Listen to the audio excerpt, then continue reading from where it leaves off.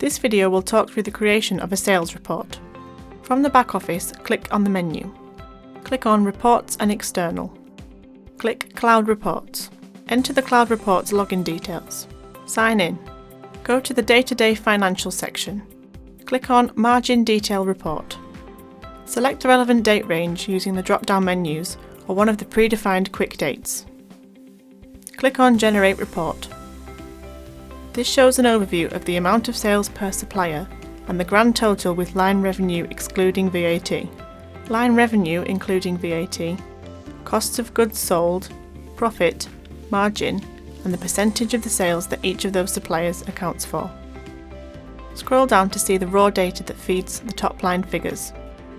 The columns can be moved around or adjusted to suit your needs. As a simple example, to view figures per department, drag the department column header into this field at the top of the report. The overall figures per department can be expanded to investigate further. It is also possible to export this data if required.